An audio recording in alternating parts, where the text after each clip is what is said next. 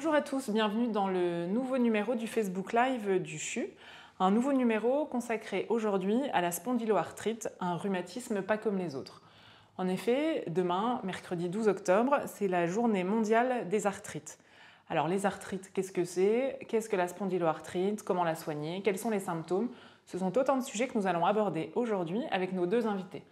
Dans la deuxième partie de l'émission, je recevrai Guylaine Schmitt, qui est déléguée régionale Grand Est de l'AFS, Association France Spondyloarthrite. Et en première partie d'émission, j'ai le plaisir d'accueillir le professeur Isabelle Chary-Valkener, qui est rhumatologue au sein du CHRU de Nancy. Bonjour professeur. Bonjour. Merci d'être avec nous aujourd'hui. Donc on va échanger dans le cadre de cette journée mondiale des arthrites. Donc d'abord, est-ce que vous pouvez nous expliquer, est-ce qu'on dit déjà spondyloarthrite ou spondylarthrite?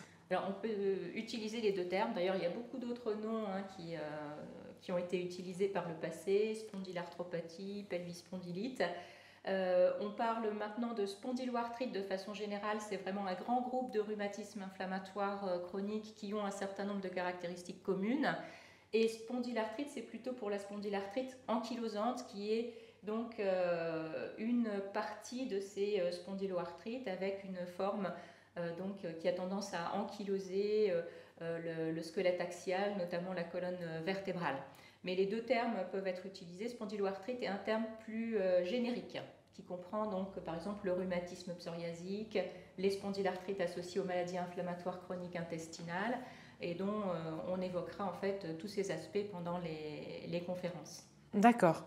Donc les arthrites, ce sont des maladies articulaires qui sont parfois pas connues, mal connues, qui provoquent des souffrances, qui commencent souvent par un mal de dos. Est-ce que vous pouvez nous en dire plus sur toutes ces maladies? Les spondyloarthrites ont cette particularité que pendant très très longtemps, c'est uniquement sur les symptômes ressentis par le patient qu'on peut faire le diagnostic, en tout cas l'évoquer. Et donc très souvent ça passe pour un simple mal de dos. Comme ça touche très souvent des adultes jeunes, voire des adolescents, ça peut passer pour des douleurs de croissance, par des douleurs mécaniques. Et ce qui doit vraiment attirer l'attention, c'est le fait que ces douleurs prennent un caractère inflammatoire, se manifestent surtout au repos, réveillent la nuit, s'accompagnent d'une raideur le matin. Et donc ces rhumatismes inflammatoires, du fait qu'ils sont souvent invisibles au départ sur les examens radiographiques, les prises de sang qu'on peut faire, eh bien, on met très longtemps à les diagnostiquer, donc ce qui explique aussi les souffrances, l'errance parfois des patients. Donc ça peut mettre plusieurs années. D'accord. Et les hommes et les femmes sont touchés de la même façon, ou est-ce qu'il y a des études qui montrent que les hommes sont davantage touchés ou les femmes?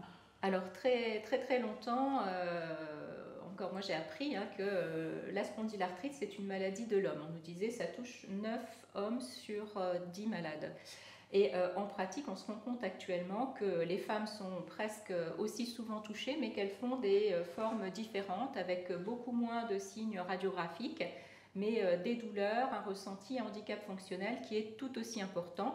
Et c'est surtout les nouveaux moyens diagnostiques comme l'IRM qui ont permis de révéler beaucoup plus tôt ces maladies en montrant de l'inflammation sur les vertèbres, sur les articulations sacro-iliaques, le bassin, qui est aussi intense chez les femmes que chez les hommes. Mais les hommes ont plus tendance à évoluer vers des formes ankylosantes qui sont plus faciles à diagnostiquer une fois que les lésions radiographiques sont présentes. Alors, donc on l'a dit, autant les hommes que les femmes. Et en termes d'âge, on voit aujourd'hui de plus en plus de jeunes atteints de cette maladie. Oui, alors c'est un rhumatisme inflammatoire qui touche effectivement le sujet jeune. L'âge moyen, c'est 30 ans, donc ça tire vraiment vers l'adulte jeune, mais ça peut commencer à l'adolescence. Il y a des formes également infantiles. D'accord. Et donc c'est toute la difficulté de les diagnostiquer très tôt. D'accord. Et est-ce que c'est héréditaire ? Ça n'est pas une maladie héréditaire, c'est pas comme la couleur des cheveux ou d'autres caractéristiques d'aspect. C'est vraiment par contre un terrain qui est souvent familial, qui va favoriser le développement de ce rhumatisme inflammatoire et des pathologies, des maladies qui sont associées, comme le psoriasis, comme les maladies inflammatoires chroniques intestinales, certaines inflammations oculaires comme les uvéites. Et donc on retrouve souvent dans l'entourage d'un patient des proches qui sont atteints, les parents, les frères et sœurs, parfois des proches de second degré, mais donc très souvent on a un agglomérat de rhumatisme et de maladies associées. Alors, vous dites que c'est parfois difficile à diagnostiquer, à identifier, qu'il y a parfois une errance thérapeutique pour le patient, mais quels sont les signes d'alerte ou les premiers symptômes? Des symptômes qui, j'imagine, durent dans le temps. Alors, les premiers symptômes, ce sont généralement, effectivement, comme vous l'avez évoqué, un mal de dos. Ça peut être des douleurs également sur les talons, notamment les tendons d'Achille qui sont souvent touchés. Parfois des manifestations plus articulaires, un genou qui gonfle par exemple. Et encore une fois, ce qui doit attirer l'attention, c'est le rythme de ces douleurs. Ce n'est pas la douleur mécanique en fin de journée quand on a beaucoup un peu trop travaillé dans le jardin. Voilà, c'est ça, ce n'est pas la douleur post-jardinage, c'est vraiment des douleurs qui réveillent en fin de nuit et qui s'accompagnent d'une raideur prolongée le matin. Il faut que le patient dérouille son dos, dérouille ses articulations. Il a du mal à vaquer à ses occupations quotidiennes le matin. Et donc ça doit vraiment attirer l'attention. Ce qui est parfois... ce qui retarde souvent le diagnostic, c'est que c'est très sensible le plus souvent à la prise d'anti-inflammatoires. Et donc le patient peut, avec les anti-inflammatoires, parfois pendant un certain temps, vivre avec sa maladie sans qu'il y ait un retentissement. Oui, parce que ça peut être perçu comme un mal de dos classique. Ça peut être perçu comme un mal de dos. Un lumbago. Ça passe avec les anti-inflammatoires et du coup, il ne va pas forcément aller consulter. Ou alors, s'il va consulter et qu'il n'est plus en crise, eh bien, le médecin ne va pas forcément l'évoquer ou faire le diagnostic. Donc, il faut y penser. C'est extrêmement fréquent. C'est un rhumatisme, si on prend toutes les spondyloarthrites, qui est aussi fréquent que la polyarthrite rhumatoïde, qu'on connaît peut-être un peu mieux dans le grand public. Et donc, il faut l'évoquer.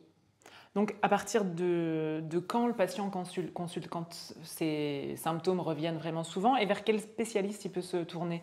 Donc, c'est d'abord le généraliste, je présume? Alors, oui, très souvent, effectivement, c'est le généraliste, mal de dos, mal aux articulations. Donc, c'est souvent le généraliste qui est en premier plan. Et donc, on essaie de les sensibiliser sur ces maladies. Et puis, donc, ça peut être un médecin du sport, surtout si c'est des jeunes. On a un certain nombre de jeunes adolescents ou adultes qui ont des spondyloarthrites, qui font des activités sportives à un niveau de compétition. Et donc, ça peut être le médecin du sport. Et puis, on espère qu'il arrive rapidement chez le rhumatologue, parce qu'on a maintenant des outils pour faire un diagnostic plus précoce que ce qui se faisait auparavant. Avant, on mettait 5 ans avant de poser un diagnostic. Maintenant, on essaye de raccourcir au maximum ce délai. Et qu'est-ce que vous utilisez justement comme outil pour poser ce diagnostic? Alors, on a des moyens d'imagerie notamment, grâce à l'IRM tout particulièrement, au scanner également sur les articulations sacroiliaques, qui est plus précis que la radiographie. Et puis, en fait, c'est souvent un faisceau d'arguments. C'est aussi donc le terrain génétique favorisant, comme on l'a dit, les antécédents familiaux, les autres maladies associées, et puis donc ces anomalies à l'IRM ou à l'imagerie, parfois de l'inflammation dans les prises de sang. C'est ça qui va nous amener à poser le diagnostic. Mais il ne s'agit pas seulement de poser le diagnostic, il faut pouvoir aussi mettre en place rapidement un traitement efficace, une prise en charge également générale, kinésithérapique, des activités physiques adaptées, de la diététique, tout ça est extrêmement important. C'est vraiment une prise en charge globale qu'il faut mettre en place. Donc justement, on y vient, j'allais vous en parler. Quelle est la prise en charge, quels sont les traitements déjà proposés aux malades une fois que le diagnostic est posé? Et puis ensuite, comment s'effectue la prise en charge au sein du CHRU notamment? Vous dites que c'est pluridisciplinaire, donc j'imagine qu'il y a d'autres spécialistes qui interviennent. Expliquez-nous un peu comment ça se passe. Donc les moyens déjà dont on dispose, et ce qui a vraiment changé la prise en charge de ces patients, parce qu'il faut bien comprendre qu'avant les années 2000, les seuls traitements qui étaient réellement efficaces dans les spondylarthrites, c'était les anti-inflammatoires non stéroïdiens. Et quand ça ne fonctionnait plus, on était vraiment très dépourvu, parce que les autres traitements qu'on utilise habituellement dans les rhumatismes ne fonctionnaient pas. Donc, ce qui a changé vraiment la prise en charge de patients, c'est l'arrivée des biothérapies, des traitements, des biomédicaments, qui ont été vraiment une révolution pour le patient, pour nous aussi, parce que c'est extrêmement efficace. Et ça nécessite quand même, pour leur mise en place, parce que c'est des traitements coûteux, qui peuvent aussi avoir un certain nombre d'effets secondaires, ça nécessite vraiment donc de bien cibler les patients. On a, nous, une réunion toutes les semaines dans le service où on présente tous les dossiers des patients qui sont éligibles à ce type de traitement, et on discute au cas par cas en fonction du profil du patient, de ses maladies, de son âge, etc. On ne va pas prendre en charge de la même façon une jeune femme qui est en âge de procréer, qui veut des enfants, dont on sait que certains médicaments ne pourront pas être utilisés, et puis un homme de la cinquantaine ou un retraité ou autre. Donc on va bien sûr avoir une prise en charge différente. Je parlais des jeunes qui font de la compétition sportive. Là aussi, il faut des traitements qui adaptés soient vraiment à chaque avec cette prise en charge. Donc c'est vraiment de la médecine qu'on essaie de personnaliser. Ensuite, donc, la prise en charge multidisciplinaire, elle se fait très souvent parce que les patients, comme je l'ai évoqué, ont des maladies associées, une maladie inflammatoire chronique intestinale ou un psoriasis, et donc on travaille de concert avec les gastro-entérologues, les dermatologues, avec les ophtalmologues aussi, pour avoir des décisions concertées qui traitent les différents aspects de la maladie. Et puis, on travaille également avec le CUMSAPA, donc le Centre universitaire de médecine physique et activité adaptée. Oui. Donc, on a des prises en charge qui se font pour pouvoir permettre aux patients de rester actifs et d'avoir une hygiène de vie dont on sait qu'elle contribue aussi à leur bien-être et à améliorer leur maladie. On sait que la nutrition, la pratique d'activité physique adaptée sont extrêmement importantes pour l'évolution et le bien-être des patients. Combien de patients vous suivez au sein de votre service à l'année, ou est-ce que vous auriez un chiffre à nous donner ? Alors, en termes de rhumatisme inflammatoire, on les suit très souvent en fait avec nos collègues de ville, c'est-à-dire que les patients sont hospitalisés pour des poussées ou pour les mises en route de traitement, parce que les biomédicaments, ça reste encore une prescription initiale hospitalière, donc il y a le passage obligé à l'hôpital pour débuter, initier ce type de traitement. Mais on a plus de 3500 à 4000 patients qui sont passés dans le service là, depuis qu'on tient le registre des personnes sous biologique. Est-ce que vous voyez une augmentation ? Est-ce qu'il y a de plus en plus de cas de cette maladie, ou est-ce que c'est plutôt stable ? Comment elle évolue ? Alors, on a beaucoup plus de patients qui consultent, heureusement. Le fait qu'on ait des moyens de faire un diagnostic plus tôt et des traitements efficaces, forcément, les patients sont plus amenés à consulter et à être pris en charge.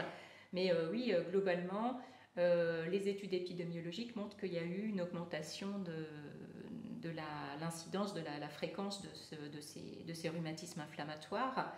On pense qu'il y a des facteurs aussi d'environnement, d'hygiène de vie qui favorisent le développement de ce type de maladie.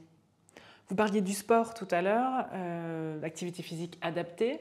Est-ce que les personnes atteintes de cette maladie peuvent faire n'importe quel sport, peuvent vivre normalement ? On pourra en reparler tout à l'heure avec Guylaine dans la deuxième partie de l'émission.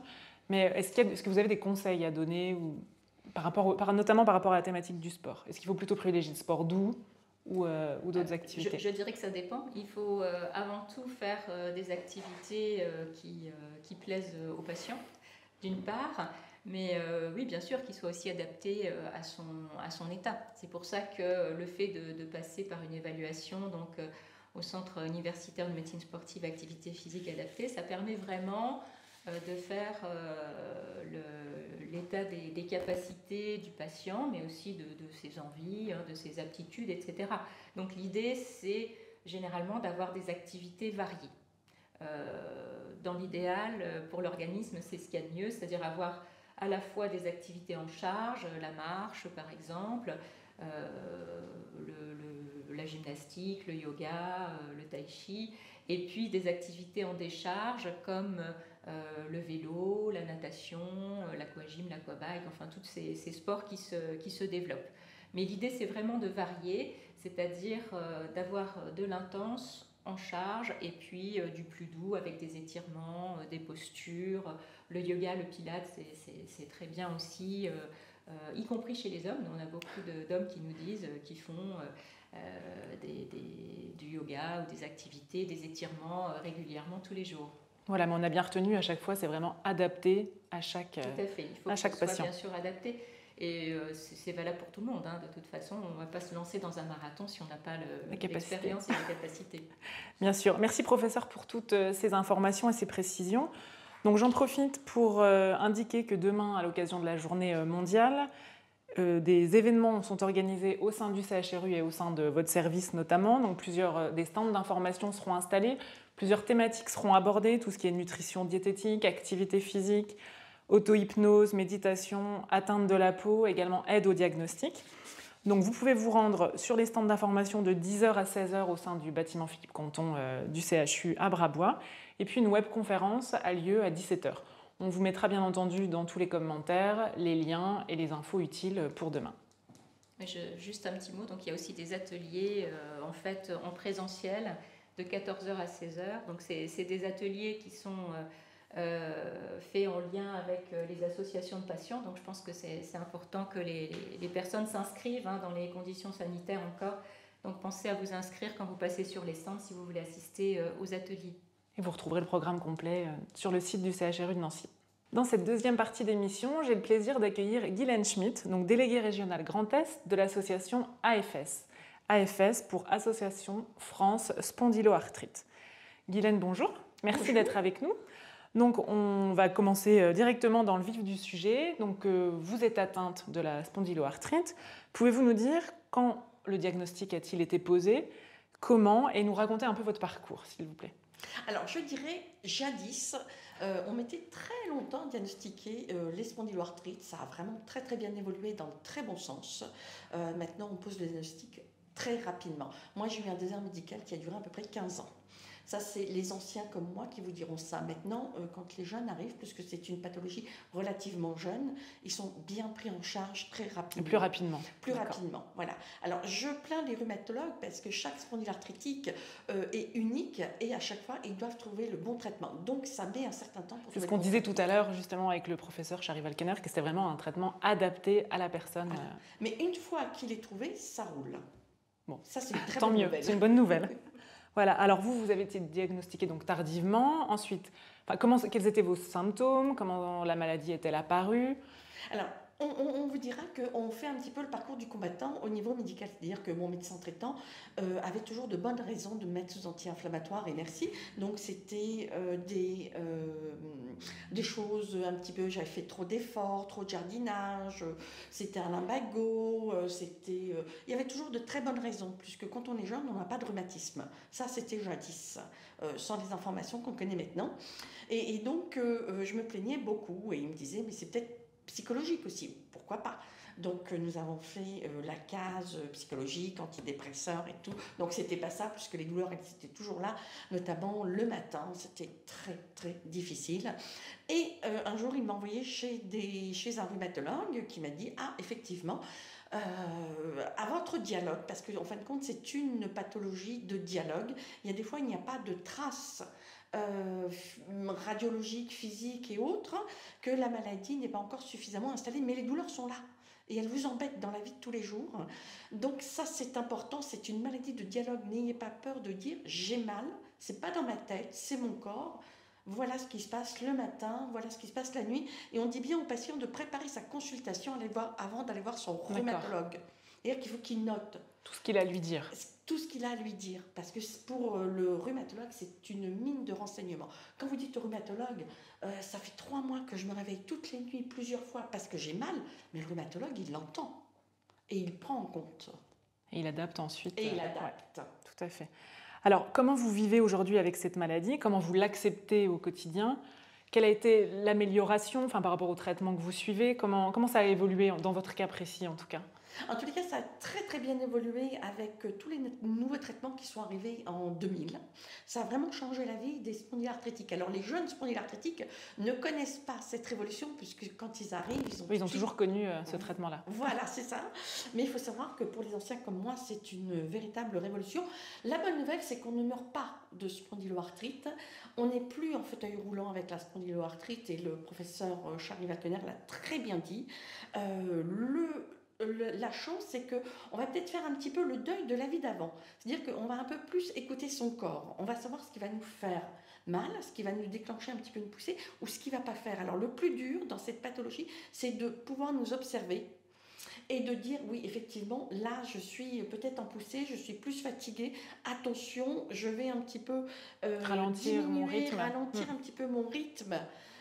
Pour laisser cette poussée passer et après reprendre. Mais il faut toujours reprendre après. Et ça, c'est un petit peu dur de réembrayer sur les activités physiques, mais on insiste beaucoup sur l'activité physique. C'est ce qu'on disait tout à l'heure, voilà. Adapter à chaque fois. Mais quand c'est douloureux, on arrête. D'accord. Bon, ça, je sais que les rhumatologues, peut-être, ils ne sont pas très contents, mais...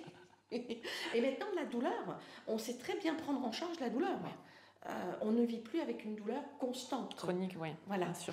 Et moi, je voulais parler aussi de la fatigue. Cette fatigue qui fait qu'on peut dormir 24 heures, au bout de la 25e heure, on est encore fatigué. Donc ça, c'est une histoire d'inflammation. Les professionnels de santé l'expliquent extrêmement bien. Donc, il faut toujours un petit peu adapter sa journée par rapport à ses fatigues.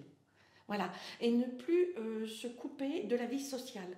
Effectivement, on ne va pas sortir ce soir parce qu'on est trop fatigué. Notre environnement a beaucoup de mal à le comprendre. Ils disent, tu es encore fatigué. Oui, la maladie fait qu'il y a une grande fatigue qui s'installe. Donc c'est à nous, malades, de regarder un petit peu, d'aménager, de s'observer, de dire là, je peux avoir une vie sociale. C'est essentiel en plus. Voilà, c'est ça. Mais la famille, l'entourage a du mal à comprendre. Il y a une heure, tu étais extrêmement bien, maintenant tu me dis que tu es douloureux. Oui, c'est comme ça. Oui, il faut l'accepter et vivre avec. Il faut l'accepter et notre entourage, il faut qu'il l'accepte. Mais c'est très, très difficile. Dans le milieu professionnel aussi, c'est très difficile. Comment ça, il est encore en arrêt maladie ou il est encore dans la maladie? Oui, il est en poussée, donc il est en arrêt. En termes de traitement, alors par exemple pour vous, quel est votre traitement? Est-ce que c'est un traitement de fond? Est-ce que vous prenez quelque chose uniquement en cas de crise? Comment ça se passe dans votre cas précis? Alors je dirais que je me répète un petit peu comme le professeur Charlie Valkener, chaque spondyloarthrite est différent. Ça, ils n'ont pas de chance, ils n'ont pas de bol. Moi, j'ai un traitement de fond et quand il y a une grosse poussée, on rajoute un autre traitement comme un petit peu les anti-inflammatoires. Donc le traitement de fond, c'est des perfusions, c'est ça? Oui, c'est cela. Ouais. C'est cela. À quelle fréquence? Oui.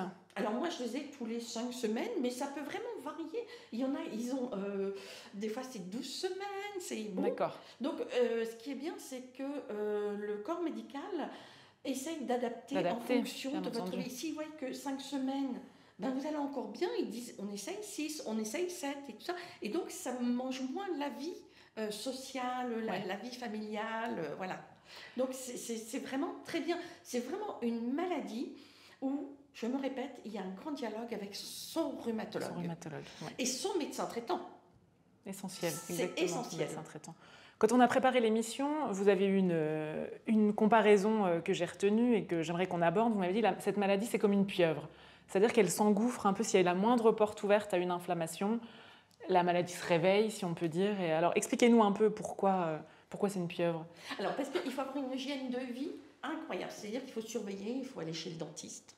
Ne pas laisser de porte ouverte, ne pas laisser une plaie, ne pas laisser une uvéite s'installer, ne pas laisser... Oui, la moindre inflammation peut déclencher une crise. C'est ça. D'où une très bonne vaccination aussi. On doit être très très bien vacciné et prendre soin de soi-même. Là, on doit se regarder, ne pas être nombrilisme, mais se regarder en disant tiens, aujourd'hui j'ai une plaie, c'est un petit bobo, ça va pas trop bien s'améliorer, on va consulter. Dans la spondylarthrite, il vaut mieux une consultation en plus qu'en moins. D'accord. Et là, on est sûr d'éviter les gros soucis. Donc vous êtes suivi par plusieurs professionnels. On a de la chance d'avoir le cardiologue, l'ophtalmo, bien accompagné, bien pris en charge. Et notre rhumatologue préféré. Bon. Alors vous êtes également patiente ressource. Alors est-ce que vous pouvez nous expliquer de quoi il s'agit et nous expliquer votre rôle en fait auprès des patients? Alors les patients spondyloarthrites, ils ont j'allais dire, besoin d'être éduqués. Parce que je rencontre des jeunes qui disent ma vie est fichue. Non, notre vie n'est pas fichue avec une spondyloarthrite. Il faut juste s'observer, s'adapter et puis faire les bonnes choses. C'est-à-dire quand on est douloureux, il ne faut pas se dire je vais courir le marathon. Il faut se dire je mets mon corps au repos, ça m'embête. Donc psychologiquement, il faut l'encaisser. C'est ça. C'est pour ça que je dis qu'il y a toujours un petit deuil à faire de sa vie d'avant et de la vie une fois qu'on a le diagnostic. Le diagnostic est posé. Ça, c'est très important. Donc, c'est vraiment s'observer. Et donc, dans l'éducation thérapeutique patient, on éduque aussi la famille. On se dit, tiens, on va peut-être aménager plus l'intérieur, surélever les choses, nous faciliter la vie. Comme la voiture aussi, nous faciliter la vie. Donc vous intervenez directement au domicile de certains patients parfois? Pas du tout. J'interviens dans le cadre du CHU, encadré par les professionnels de santé, et je leur dis mes trucs et astuces. Vous donnez les conseils, voilà. Mais non, des trucs et astuces. Vous savez, les machines à laver avec les hublots, on n'en parle plus. On prend tous des machines à laver. Qui s'ouvrent sur le dessus. Vous voyez, c'est tout bête. Pareil, l'ordinateur, on le surélève pour ne pas avoir le coup comme ça tout le temps. Mais c'est des trucs et astuces qu'on donne. Mais c'est vrai qu'une fois que le patient est bien éduqué, je peux vous dire qu'on a une qualité de vie quand même assez importante. Mais il faut faire tout ce travail, des fois, qui demande beaucoup d'années. Beaucoup de temps, beaucoup d'années. Il faut qu'on ait aussi l'entourage familial qui comprenne. Donc, il est bien, quand on fait de l'éducation thérapeutique patient, que la famille ou la personne participe. Ouais. Pour bien comprendre, parce que je peux vous dire que là, je suis bien, mais dans une heure, peut-être, je serai un petit peu comme ça. Et puis, 2 heures après, je serai mieux. Vous voyez, ça va en dents de scie. D'accord. Bon. Merci pour toutes ces précisions. On va revenir rapidement sur votre association, donc AFS, Association France Spondyloarthrite. Parlez-nous un peu des actions qu'elle met en place, des choses que vous organisez. Donc c'est une association nationale et vous mettez en place des actions au sein de la région Grand Est.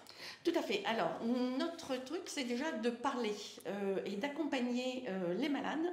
Alors, c'est une pathologie qu'on découvre de plus en plus parce qu'on en parle de plus en plus. Jadis, il n'était pas possible qu'un jeune ait un rhumatisme. Ça, c'était impensable. Donc, notre association n'est faite que de patients, de malades et d'accompagnants. Comme ça, on sait de quoi on parle. Quand on a un mal de dos, vous pouvez avoir un mal de dos, mais ça va être mécanique. Moi, je vais avoir le mal de dos inflammatoire. Donc, on éduque un peu les patients entre l'inflammatoire et le mécanique. Nous faisons nous donnons aussi beaucoup pour la recherche.